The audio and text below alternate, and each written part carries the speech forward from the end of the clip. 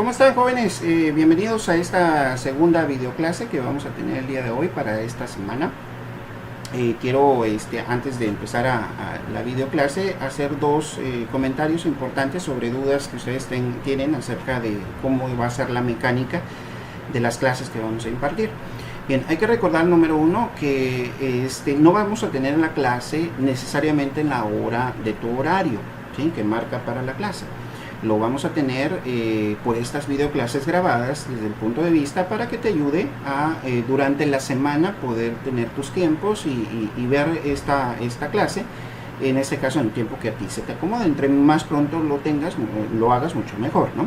Yo voy a estar tratando de subir las videoclases entre lunes y martes para que tengas toda la semana que puedas analizar la videoclase correspondiente.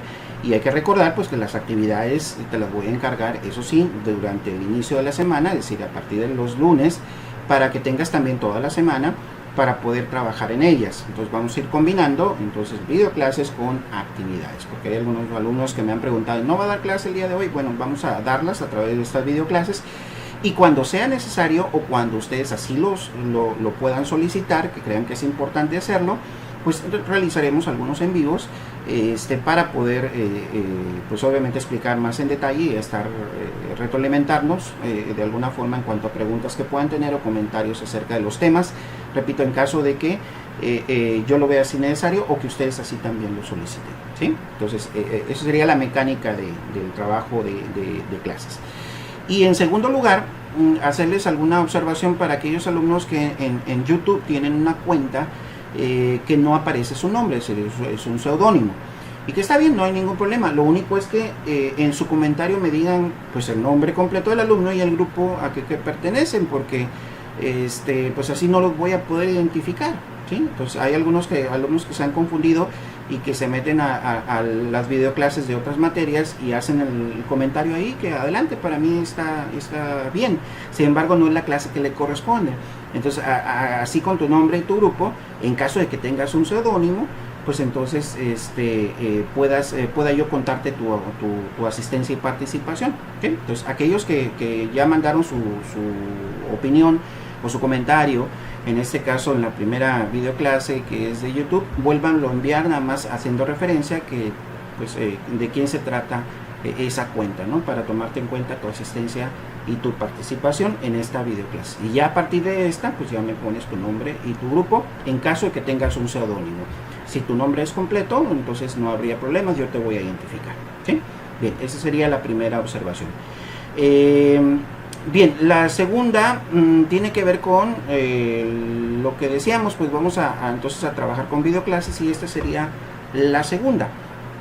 Y quiero acompañar esta videoclase con dos actividades que vas a tener y que van a estar en Blackboard.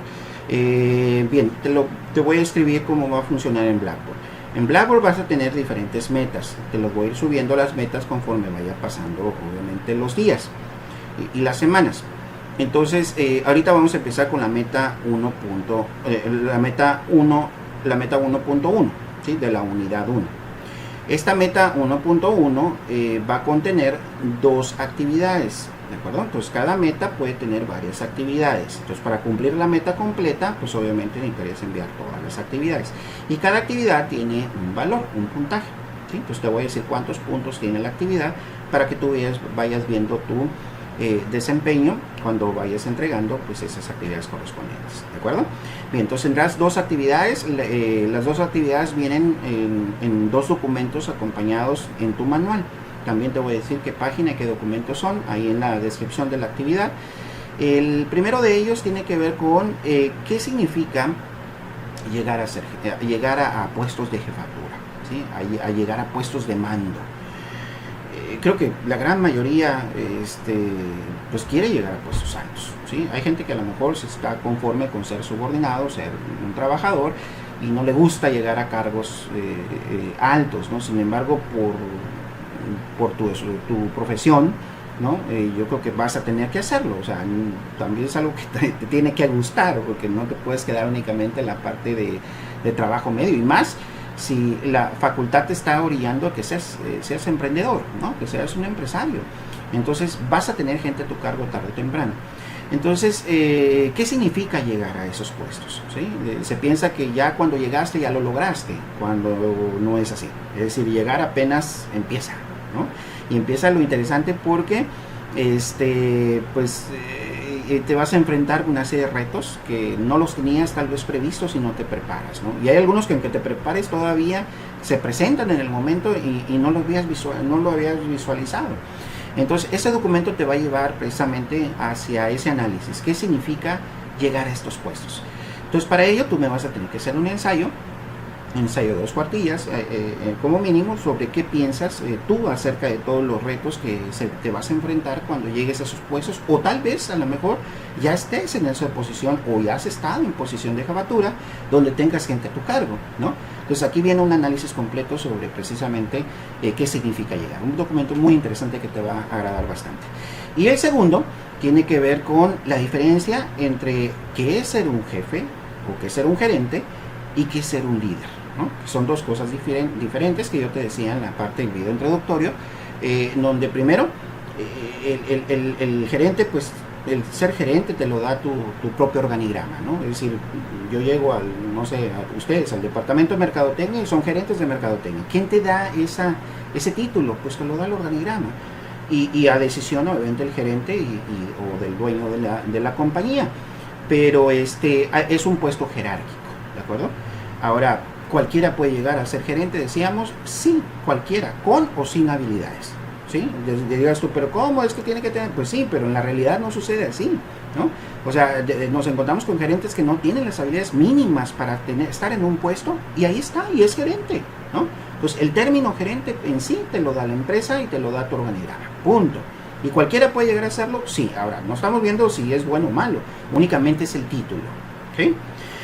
Ahora, y la otra diferencia que decíamos, vamos a llevar desde ser un gerente a ser un gerente líder, porque entonces la diferencia es muy grande, es abismal, ¿no? Porque el liderazgo no te lo da nadie más que tu gente que te sigue, ¿no? O sea, te conviertes en líder cuando la gente te sigue, cuando la gente está de acuerdo contigo, con tus ideas y que te acompaña precisamente hacia esos cambios o más bien a esos objetivos que tú buscas que se llegue a ese grupo social o ese departamento, dependiendo de dónde estás. Entonces hay una gran diferencia entre lo que es un gerente y lo que es un líder. Bueno, para ello entonces va a ser la segunda actividad de esta meta, que me vas a hacer un resumen nada más con tus palabras sobre, pues para ti, qué serían las ideas centrales sobre este documento, que también, repito, está en tu manual. Lo analizas y me pones ahí en Blackboard en la actividad, ahí mismo no necesitas mandarme un archivo anexo, qué piensas acerca de este documento. Y a la próxima clase pues hacemos un resumen, ya que lo hayas hecho, sobre estas dos actividades, ¿de acuerdo? Entonces eso sería de alguna manera pues las actividades que tenemos pendientes para esta semana. Y obviamente pues vamos a entrar a ver la primera videoclase, la segunda videoclase, que ya tiene que ver con la parte de las unidades y la primera unidad. Entonces vamos a la presentación, vamos a estar trabajando en video completo y vamos a estar trabajando con las diapositivas y video a la misma vez. Espero que te guste la mecánica. Si tú tienes alguna otra propuesta, también la podemos considerar, ¿de acuerdo? Entonces vamos a la explicación de esta segunda videoclase.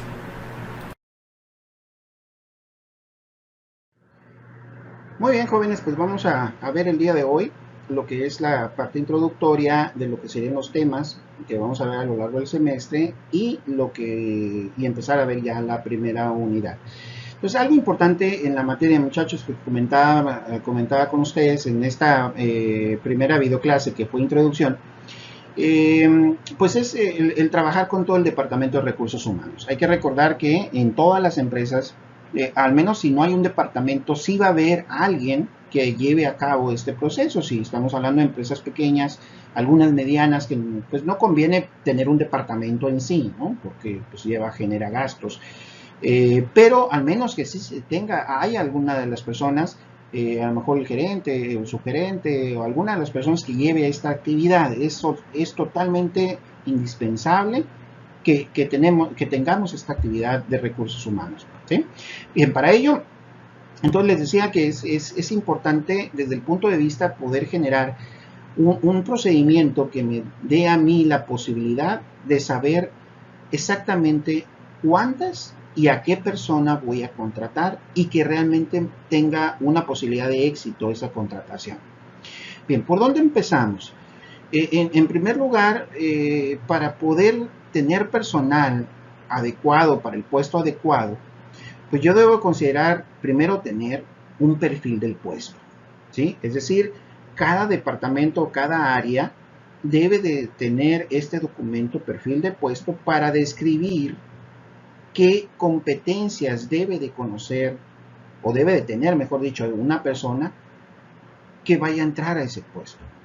Entonces aquí una de las reglas fundamentales que tenemos que considerar es que el puesto de alguna manera ya va a estar definido.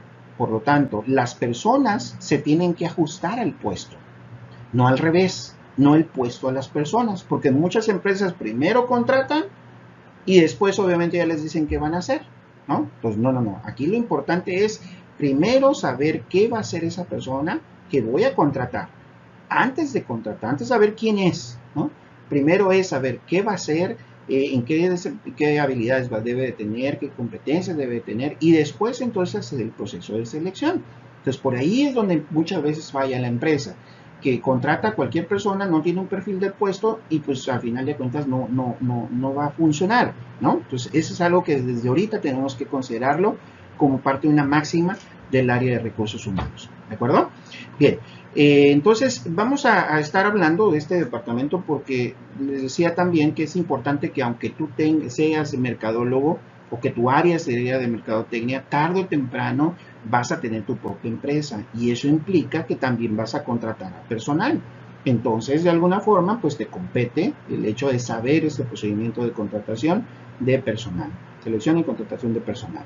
Y por otro lado, les decía también, hay veces que también la vida da muchos giros. Este departamento es muy amable porque a final de cuentas caben muchos perfiles para liderar este departamento. Hay desde psicólogos, desde economistas, contadores, inclusive, repito, mercadólogos están trabajando esta área. Por lo tanto, también te puede servir como un escaparate, una ventana, una alternativa a lo que sería tu carrera. ¿De acuerdo? Bueno, pues vamos entonces a entrar a unidades. Y las unidades que vamos a llevar, como ven, son 7, son muchas. Y esta es toda una carrera, que la vamos a ver pues, en 3 meses, ni menos de 3 meses. Estaríamos viendo toda la materia o la asignatura de gestión del talento humano. Vamos a dosificarlo, obviamente. Por eso creé el manual. El manual tiene la intención de que tú pues, vayas avanzando. Y aquí en las videoclases pues, voy a hacer un resumen de lo que vienen siendo los temas. ¿De acuerdo? Bien, las primeras 2 unidades que vamos a llevar a cabo tienen que ser o van a ser unidades base, ¿sí? Es decir, unidades que puedas identificar por qué este departamento, de dónde surge, cuál es su historia y todo lo demás, ¿no? Tiene que ver primero, unidad 1, conceptos y antecedentes de la administración de recursos humanos. Es decir, aquí vas a aprender o vamos a aprender de qué es la administración de recursos humanos, su línea de tiempo y dónde estamos en la actualidad, qué se ha hecho y qué se está haciendo en la actualidad. Número 2, la unidad número 2 nos habla sobre planeación del recurso humano. Darle importancia aquí la parte de saber exactamente cuánto personal vamos a tener para el próximo año, el próximo semestre, el próximo mes, saber exactamente cuánta es la cantidad que vamos a hacer y con qué característica vamos a tener personal. Entonces, para empresas grandes, por supuesto que eso es un área o un elemento fundamental, ¿sí? Porque inclusive hay hasta software computarizado para poder determinar cuánta gente voy a tener, empresas que tienen 3,000, 5,000 trabajadores, cuál va a ser su proyección para el próximo año en cuanto a recursos humanos. Se toman en cuenta tantas variables que a final de cuentas no se puede únicamente con un análisis interno, sino tengo que recurrir a un software que me vaya dando información y parámetros de cuánta gente voy a tener. Bueno, pues vamos viendo por qué es importante planear el recurso humano y cómo se realiza. ¿Okay? Bien, ya entrando a la unidad número 3, ya empezamos a ver el proceso completo. donde vamos a ver reclutamiento y selección de personal.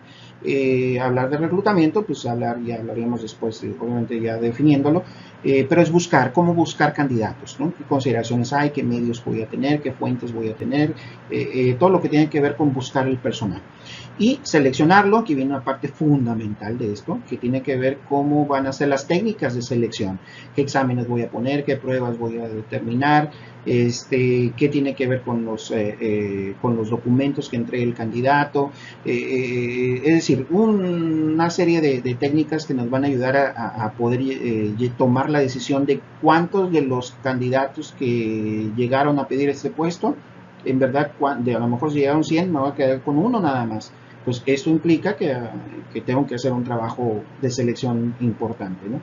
Y te decía, aquí pues vamos también a que tú aprendas ya de manera personal cómo hacer una solicitud de empleo, cómo hacer un currículum vitae, cómo hacer una entrevista de trabajo, qué es lo que aquello que los reclutadores o seleccionadores de alguna manera ven en ti para poder saber si eres un buen candidato o no.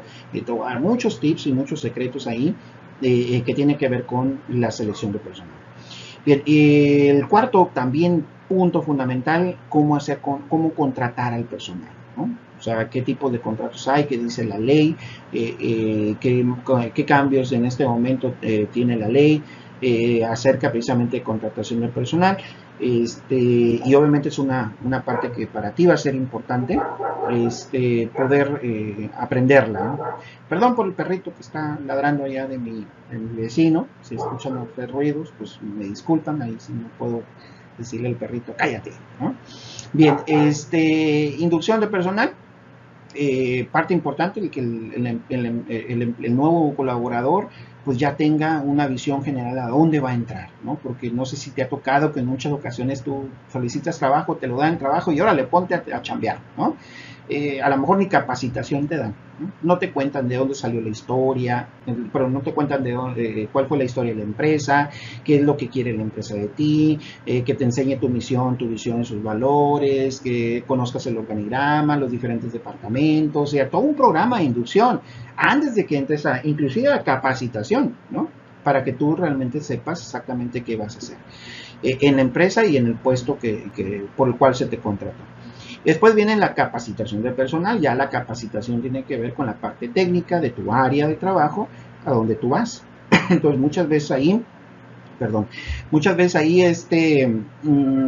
hay veces que pues llegas, te digo, ni siquiera te capacitan y pues andas ahí preguntando a todos lados de qué se trata, ¿no? Entonces aquí debe haber un programa de capacitación completa.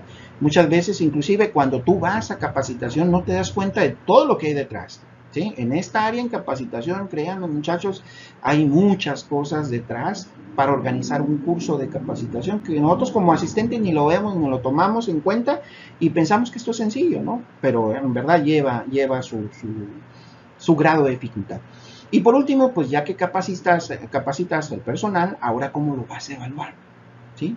Es decir, lo que aprendió tienes que evaluarlo para ver si ya lo aprendió bien y si no, volverlo a capacitar o capacitar en aquellos temas que de alguna forma tú notas que está fallando. Entonces vamos a hablar de cuáles serían las técnicas para evaluar el desempeño del personal.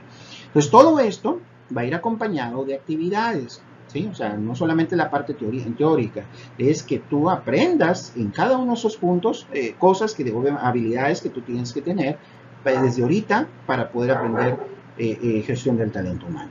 Entonces vamos a ir acompañando, ahí en tu manual ya están todas las actividades de hecho, y obviamente pues te las voy a subir a Blackboard, ¿no? En Blackboard te voy a ir dando las metas conforme vaya pasando el semestre. Ahorita va a venir la meta 1.1, en donde vas a tener varias actividades. Para cumplir una meta no necesariamente es una actividad, puede ser que haya 3, 2, 4 actividades y cumples la meta. Independientemente de las metas, pues cada actividad tiene su puntaje, que también te lo voy a dejar en Blackboard, ¿de acuerdo? Pues vamos a estar trabajando, tú con actividades y yo explicando, y obviamente dudas, pues el correo electrónico para que tú lo puedas manifestar tu duda correspondiente, ¿ok?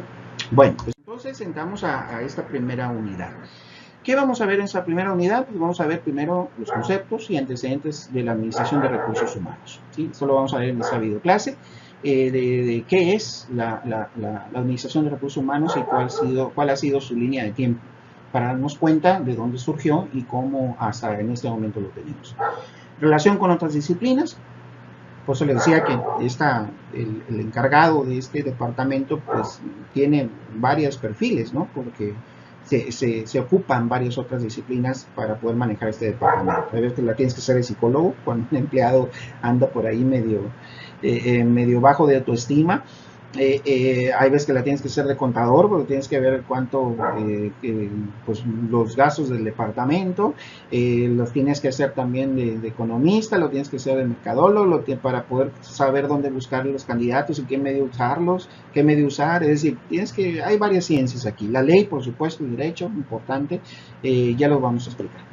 Objetivos y políticas de la Administración de Recursos Humanos, también lo vamos a ver. Estructura y funciones del departamento, cuál es su organigrama, en qué áreas se divide y qué es lo que se hace en cada una de estas áreas, ¿no? De manera general, vamos a entrar entonces a esta primera unidad. ¿De acuerdo?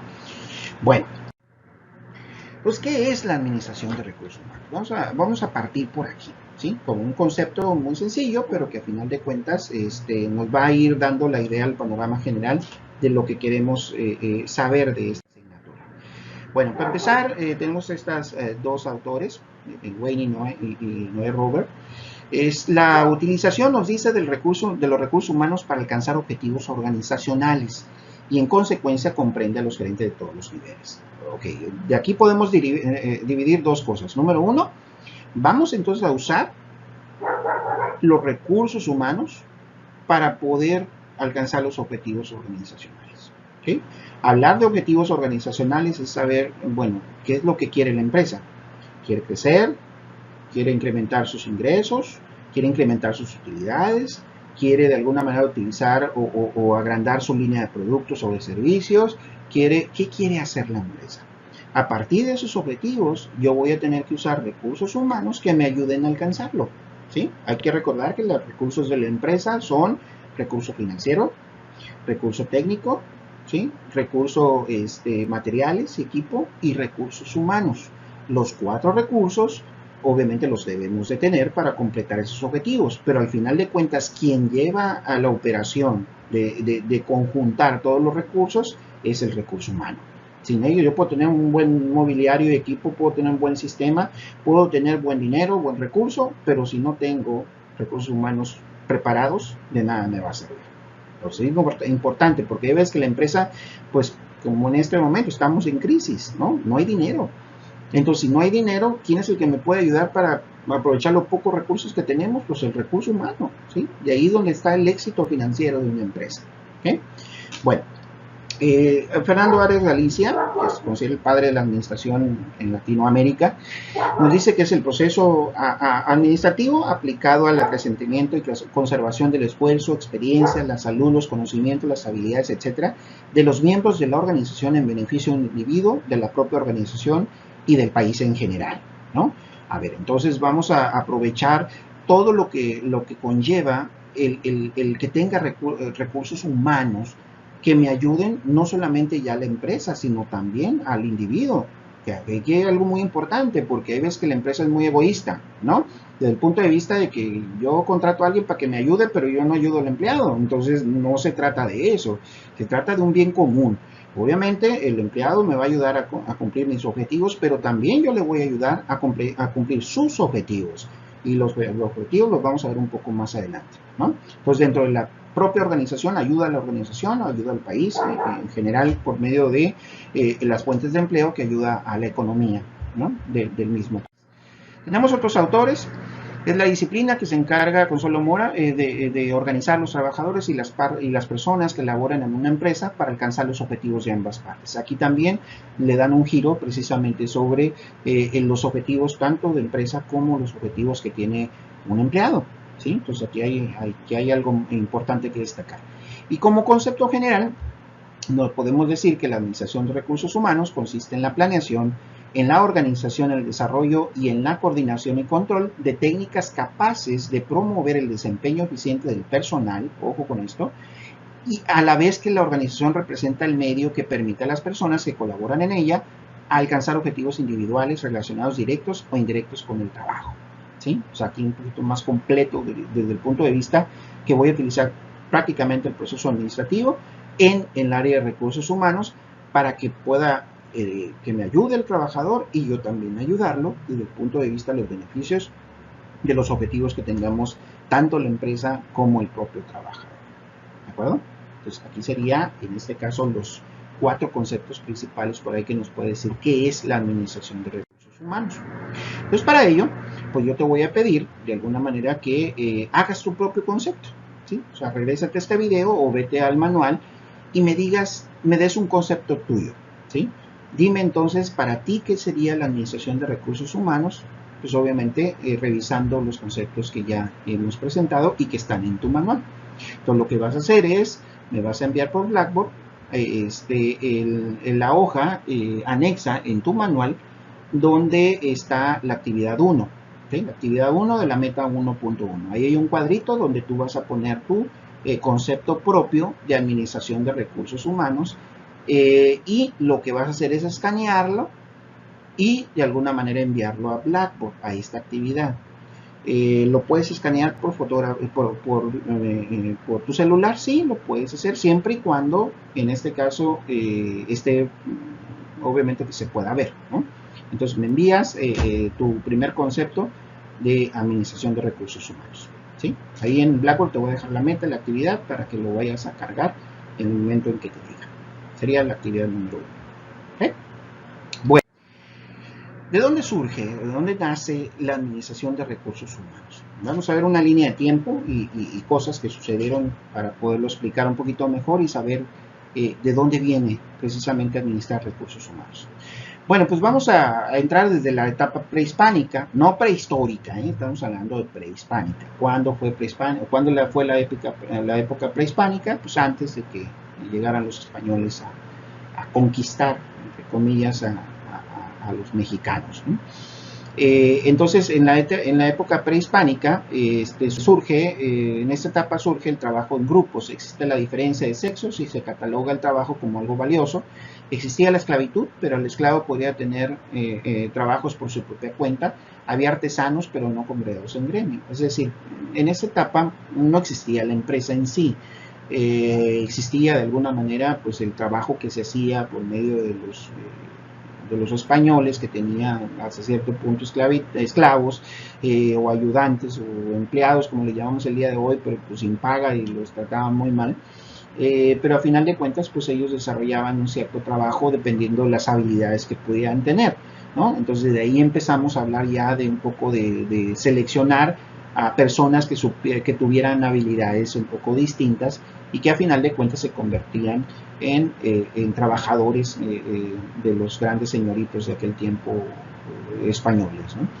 Bien, en la época colonial, ya cuando de alguna manera están los españoles con nosotros, pues obviamente ya surgen las primeras encomiendas y las primeras huelgas. Perdón, ahí me equivoqué, en la etapa prehispánica, antes de la llegada de los españoles, pues ya había de alguna manera grupos ya afines dependiendo de características, ¿no? Ahí la explicación la voy a volver a dar en etapa prehispánica. Antes de los españoles significa entonces que las aztecas, los mayas, los olmecas, todos esos grupos o sociedades en México, antes de la llegada de los españoles, ya tenían de alguna manera definido sus grupos sociales, ¿no?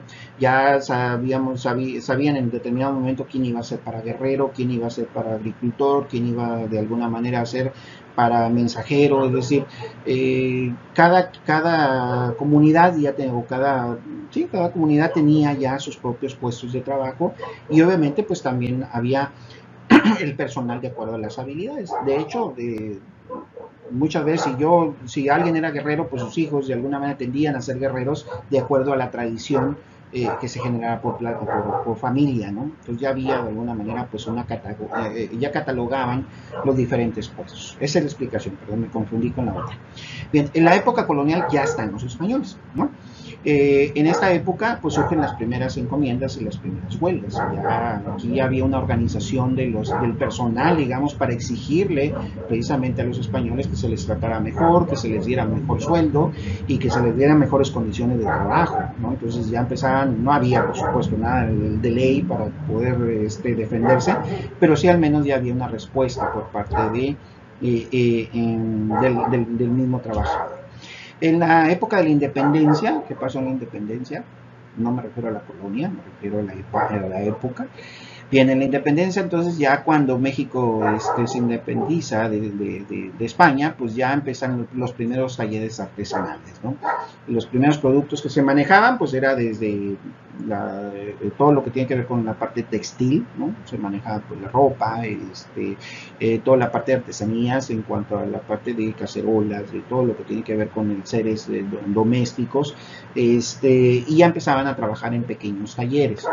Esos talleres regularmente, para poder definir su personal, pues regularmente eran familiares, ¿no? O sea, no contrataban a personas de fuera, todavía no existía esto, únicamente era parte familiar. De hecho, en algunos pueblos todavía en México se sigue la tradición, es decir, hay veces que te encuentras un taller artesanal de textil, por ejemplo, y pues ahí está trabajando la mamá, el papá y los hijos, ¿no? Entonces es un grupo nada más familiar y obviamente se le enseña a cada persona a hacer algo diferente, referente precisamente a lo que sería el taller, ¿no? Bien, continuamos. En la revolución, ya cuando de alguna manera aparece esta etapa, pues aparecen talleres y fábricas, ¿no? Ya aquí ya la empresa empieza a formalizarse un poco más y ya surgen de alguna manera talleres y fábricas que no solamente trabaja ya la familia, sino ya empiezan a contratar a personas porque obviamente pues ya crece la demanda y crecen los productos, ¿no? Entonces, eso es en la época de la revolución. En la década de los 50, ¿sí? En esta década ya aparece la carrera de relaciones industriales, que precisamente es la que se encarga de todo este proceso que vamos a ver nosotros, ¿no? Ya se empieza a tomar en cuenta que recursos humanos es algo importante y ya se crea esta carrera, si mal no recuerdo, en UNAM, se empieza a generar la carrera como parte de un estudio ya científico, ¿no? un estudio profesional de investigación sobre qué es esta área. En la década de los 60 surgen los métodos jurídicos como un mejoramiento para la defensa del individuo y aquí ya se crea la primera ley federal del trabajo, ¿sí? Aquí ya el Estado reconoce al trabajador como parte fundamental de una relación laboral con una empresa y se crea la primera ley federal del trabajo que siempre tiende a precisamente ayudar y a proteger al empleado de los abusos que se cometían antes en las empresas, ¿no? Bueno, que se siguen todavía cometiendo en algunas, ¿no? Donde prácticamente es explotación laboral, ¿no? Entonces, aquí ya se crea todo lo que conocemos de la ley en cuanto a las relaciones de trabajo, horas de trabajo, condiciones laborales, condiciones de seguridad para los trabajadores, o sea, todo lo que conocemos el día de hoy. En los años 60 se crea la Ley Federal del Trabajo. Bien, continuamos. En la década de los 70, por primera vez se utiliza el término administración de recursos humanos. O sea, ya no solamente era administrar los otros procesos de la empresa, sino ya concentrados también que recursos humanos necesitaba también un área para administrarse, ¿no? Y de ahí empieza precisamente a formalizarse el departamento, que ya hubiera un área especializada en recursos humanos. Anteriormente, pues alguien manejaba este departamento, esta área, pero sin una formalidad como lo tenemos ya a partir de los años 70, ¿no? Obviamente, pues se ha construido mucho mejor. En la década de los 80, aquí pues ya aparece un organigrama completo del Departamento de Recursos Humanos. Ya hay de alguna manera en esta etapa una persona que se dedicaba especialmente a la capacitación, otra persona que se encargaba de lo que es sueldos y o las nóminas de trabajo, otra que se encargaba de contratar, otra que se encargaba de alguna manera de la evaluación al desempeño. Es decir, ya empezaban a trabajar un organigrama diferente, un organigrama, mejor dicho, completo del departamento. No nada más era una persona, sino ya empezaban a desarrollar todo el esquema del organigrama. En la década de los 90, pues aquí ya se entraron a parte de las investigaciones, estudios para cómo poder llevar a cabo mejor este departamento. ¿Sí? Es decir, ya aquí se enfocaron mucho en la parte de investigación de las empresas, de la ergonomía que debe tener una empresa, hablamos un poquito más adelante de este concepto, es decir, cómo crear las mejores condiciones de trabajo para que un trabajador sea más productivo, ¿no? Desde la luz, desde la pintura, del lugar, desde las sillas, desde el material que ocupaban, o sea, cómo hacer que por medio de los equipos, del lugar, de la maquinaria, el trabajador fuera más productivo y cómo poder también saber que hay que trabajar mucho con la investigación del propio empleado para ver cómo sus cuestiones personales influyen también en el trabajo. Entonces aquí se intensifican mucho sus estudios, tanto a nivel nacional como internacional, ¿no? Bien. En la década de los 70, por primera vez se utiliza el término de administración. Perdón, este está repetido, sorry. Vamos a la siguiente. La siguiente es la década de los 2000, ¿no? Los 2000, ya los millennials. Varios de ustedes son millennials. Entonces, aquí entra un concepto bien interesante, que de hecho van a llevar después una materia que se llama planeación estratégica, administración estratégica. Y ya se toma en cuenta lo que es la parte de la administración de recursos humanos para generar estrategias de cómo el recurso humano me puede ayudar a vender mejor. ¿Sí? O sea, ya anteriormente se usaban estrategias como vender, qué productos usar,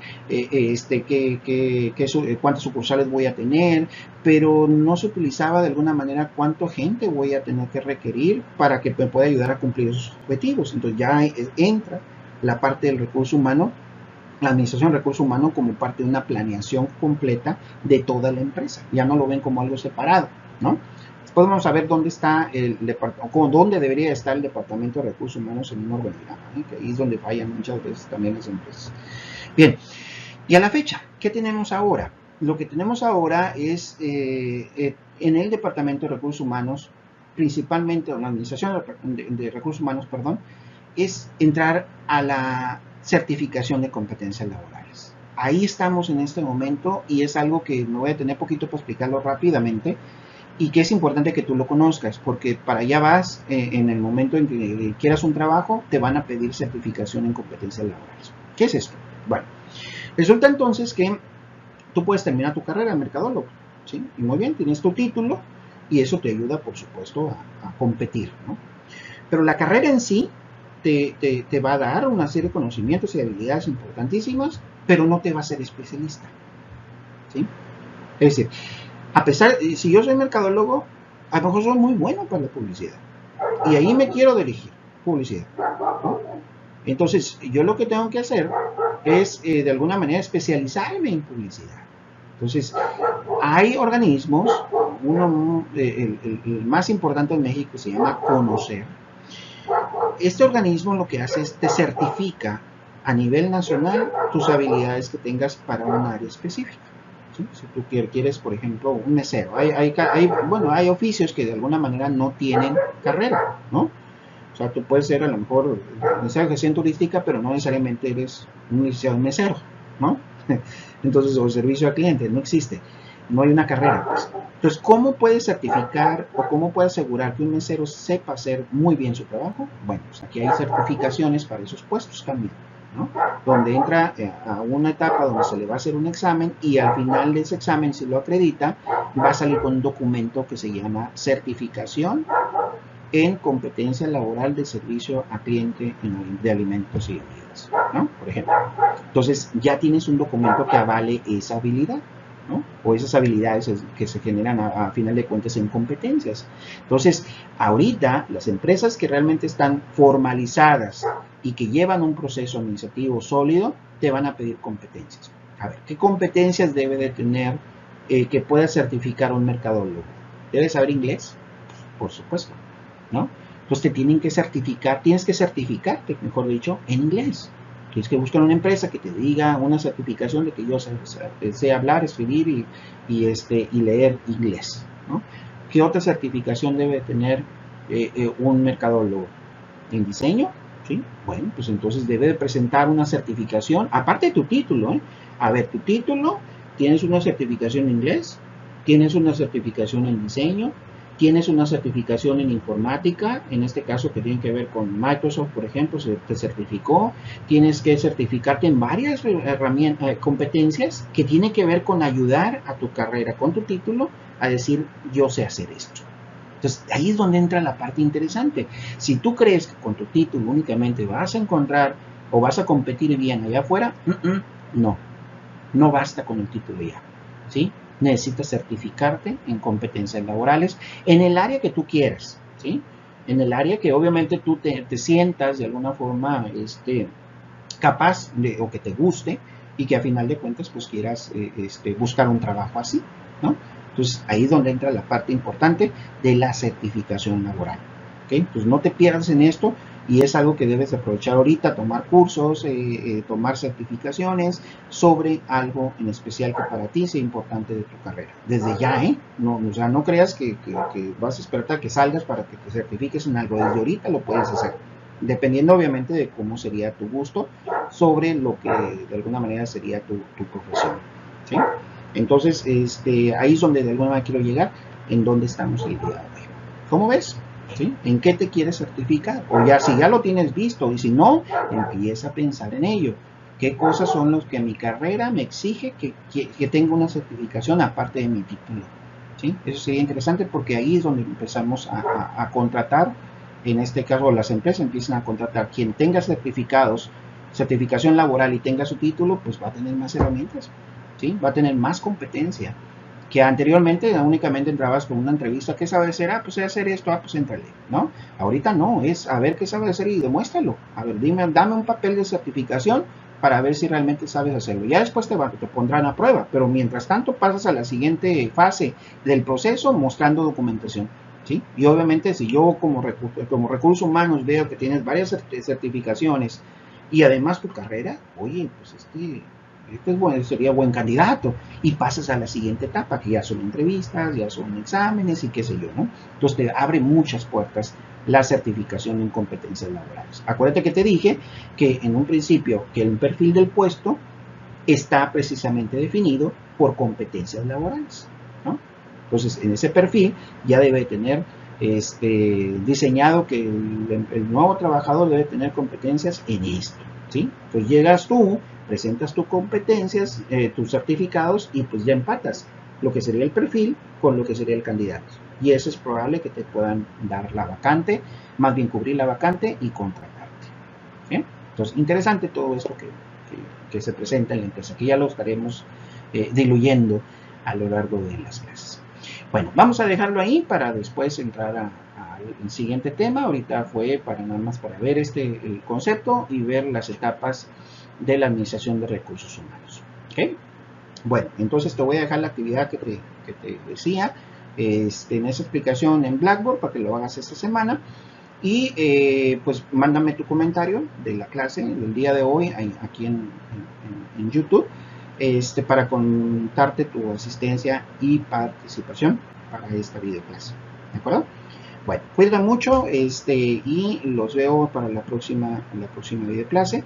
Recuerden, mínimo voy a estar sacando al menos un video por semana. Hay veces que van a ser dos, por lo menos en esta semana solamente va a ser uno. ¿Okay? Cuídense, que sigan bien. Nos vemos la próxima.